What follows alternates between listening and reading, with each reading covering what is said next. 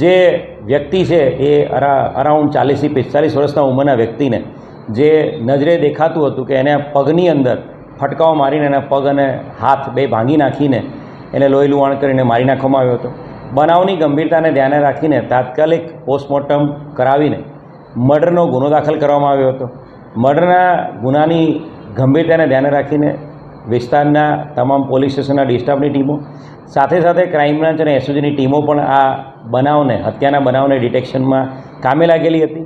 જે રેલવે સ્ટેશનની બહાર ફૂટપાથ છે ત્યાં જે ભીખ માંગતા મજૂરો ઉપર ચોક્કસ બાતમી આધારે શંકા જતા અને જે સીસીટીવી ફૂટેજ મળ્યા છે એના આધારે 3 આરોપીઓને ઉપાડી લેવામાં આવ્યા હતા। આ 3 શંકાસ્પદ વ્યક્તિઓની પૂછપરછ કરતાં આ સમગ્ર હત્યાનો બનાવ છે એના પરથી ભેદ ઉકેલાયો છે। જે પકડાયેલા આરોપી છે આદેશ અને એની સાથે સાથે 2 સગીર વયના બાળકો એમ 3 આરોપીઓએ આ ગુનાને અંજામ આપવાની કબૂલાત કરે છે।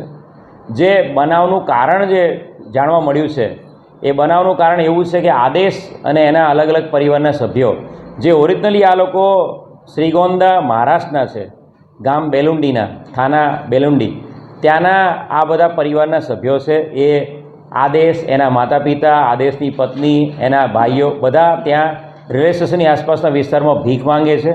આ જે મરણ જનાર વ્યક્તિ છે એ શારીરિક અશક્ત અને બીમાર વ્યક્તિ હતો અને ભીખ માંગવા માટે થઈને એને આગ્રહ કર્યો હતો કે તું અમારી સાથે બેસીને ભીખ માંગ, અને ભીખ માંગવા માટેની એને ના પાડતા એને બંને પગો ભાંગી નાખીને એને ભીખ મંગાવવાના ઈરાદે જ એમણે એની પર હુમલો કર્યો હતો જીવલેણ, અને જેની અંદર એનું મૃત્યુ થયું હતું।